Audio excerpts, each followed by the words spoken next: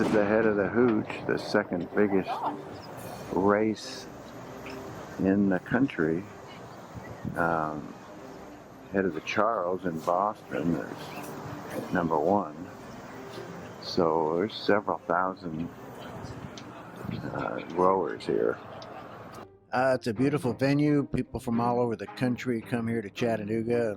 Like we said, it's the first weekend in November, so sometimes it can be a little cold. But in November 2021 was a great weekend. Some beautiful boats, great competition. People make friendships here and actually see each other on subsequent years. And they come, like I say, there's just schools and teams from just about every part of the country, so it becomes a melting pot. The amount of boats that are out there is pretty amazing. Great places to view the race. There's several bridges you can go up on. This is the launch ramp. You can see all the activity as boats are launched. Come back to a separate ramp when you bring the boats in, but lots of boats head up the river. You have to row up the river to the starting point, so it's a good strong row up. But again, here's a view from one of the bridges, but you can see it's just tremendous competition from start to finish.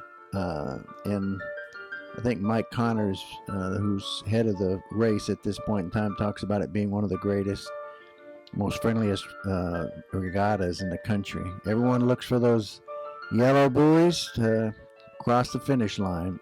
Like I said, there's a number of bridges that give great opportunities to cheer on your favorite team or individual. And we usually can have some really nice weather.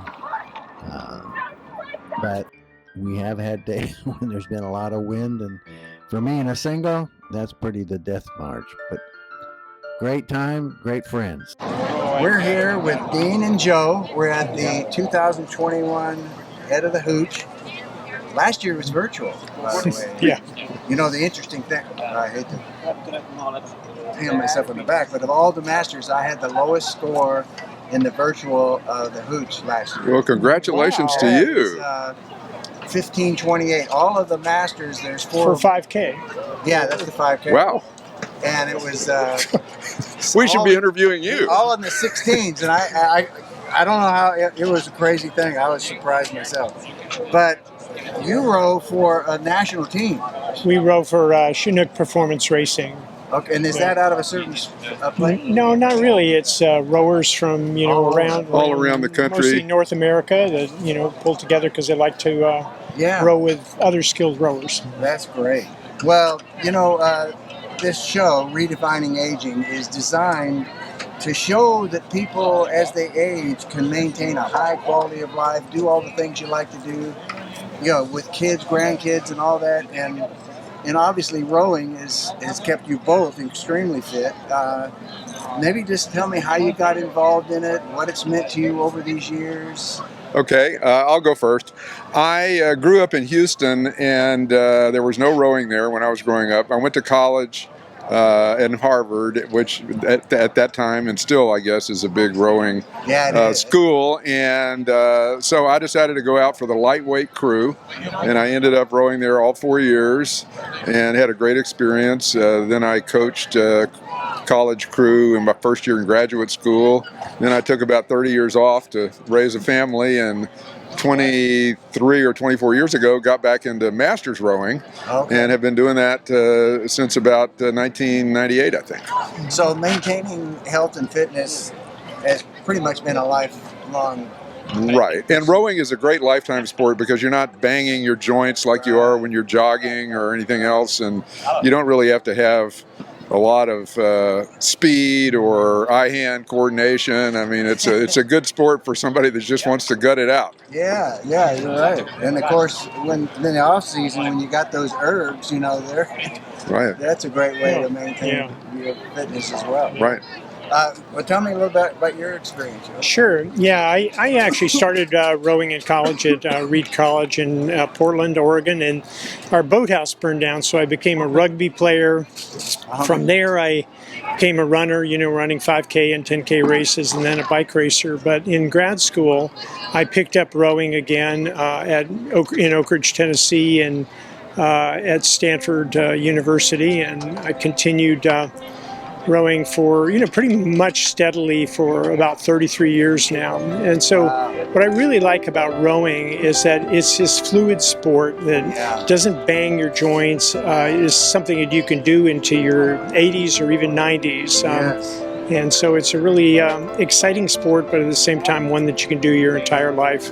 Yeah, like I mentioned, I was doing some interviews at Oak Ridge and met two guys that didn't even start till they were in their 70s. Wow. Which is, it just blew me away. In our club that I row with in Washington, D.C., a good number of the people started in college, but also a good number of them started when their kids were rowing in high school, and they were supportive of it and then decided to give it a try themselves, and so they got into it rather late, not at age 70, but I'd never heard of such a thing. But this venue here at the Hooch, it is so, not only is it just a very competitive, it's just a beautiful spot to be here and enjoy this. Well, that's another thing about rowing, is it takes you to beautiful places, beautiful water. The equipment is beautiful. It's not much of a spectator sport, really, unless you've done it yourself, so you understand what the people are going through. Right, yeah, that's good. Well, that person sitting on the couch that just looks at you guys and says, I just, that they can do it, but, I just don't, what would you say to them to help motivate them? I would say find out if there's a rowing club that is nearby and suitable water for rowing.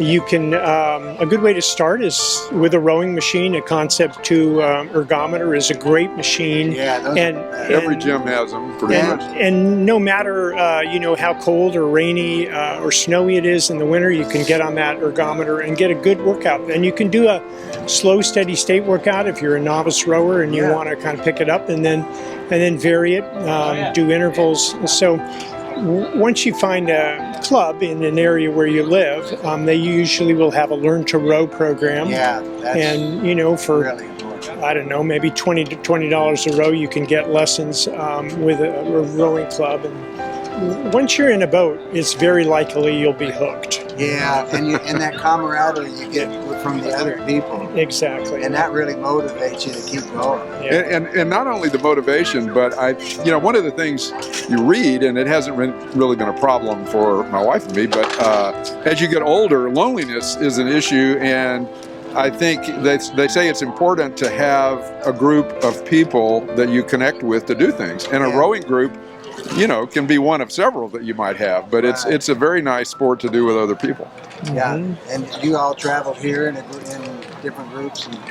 Yeah, a couple of weeks ago we were at the head of the Charles in Boston. Oh, were you? Yeah. How'd that go? We had a lot of fun. We had a collision and made the news, which was not what our plan was, obviously. But how did that happen? You just well, we were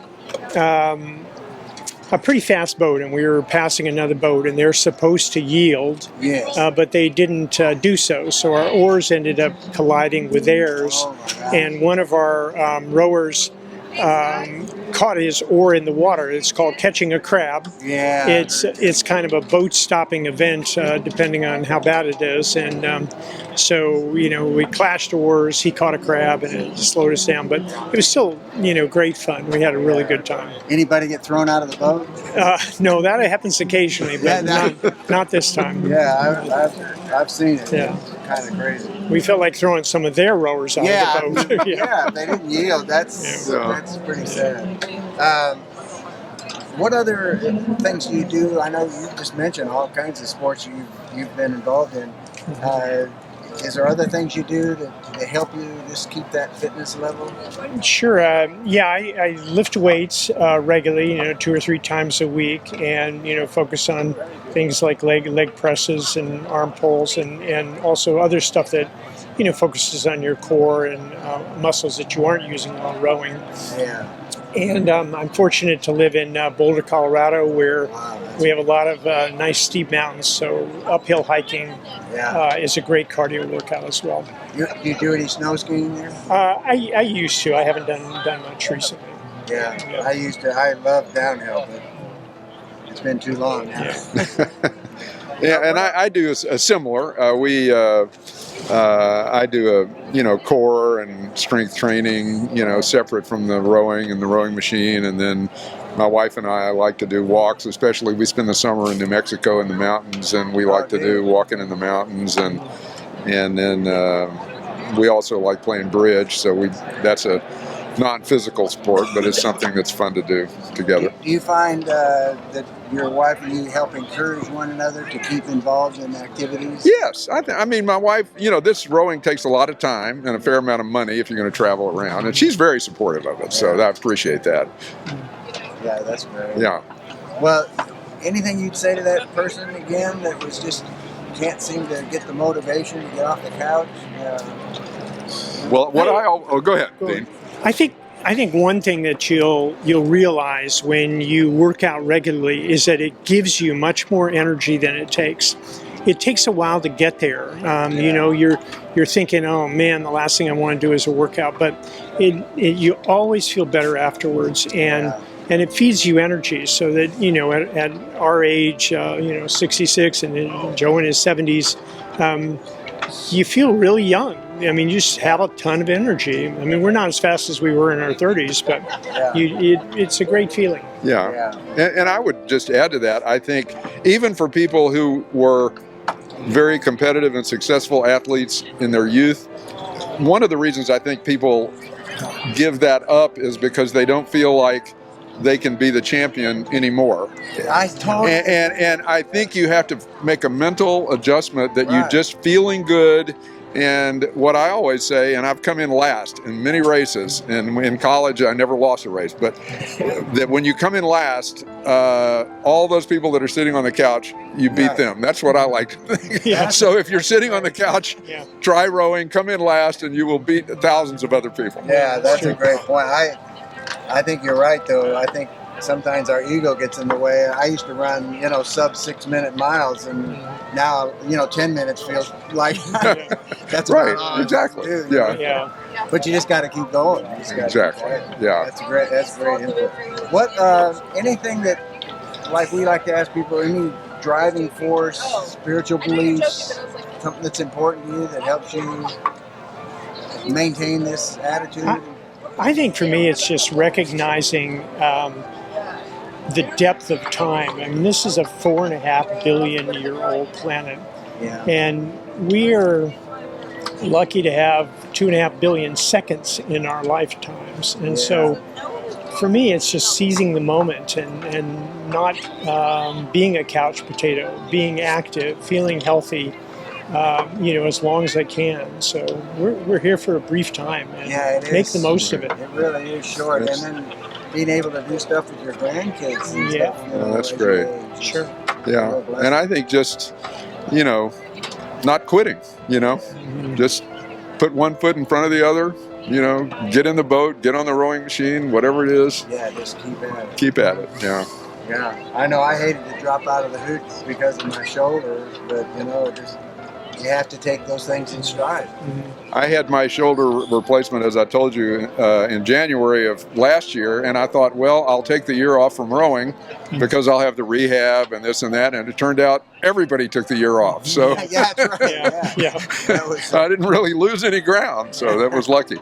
Yeah, that's true. Well, we appreciate you guys' input, and I think it'll help motivate others to realize the importance and how short our time is here, and to take advantage of it and keep that, maximize our, our quality of life. And we see so many people overweight or struggling with certain things that their quality of life is just deteriorating. Where look at you guys, you're out here in a beautiful day on a boat rowing. And one thing we didn't mention, and it's become much more active in recent years, I think, is para rowing. People who've lost a leg, people who are blind, they all find a way to do it. And that's tomorrow. They're going to have the para. Okay, but not that would necessarily apply to a lot of aging people. But the point is, it's a sport that everybody can do. Right. Yeah. Well, thank you guys. That was a great input. And, thank you. Yeah. Well, hopefully. I'm glad to meet somebody who can do 15 minutes for a 5K on the erg. Yeah. 15. No matter what age. Yeah. Thank you. Appreciate it, guys. All right.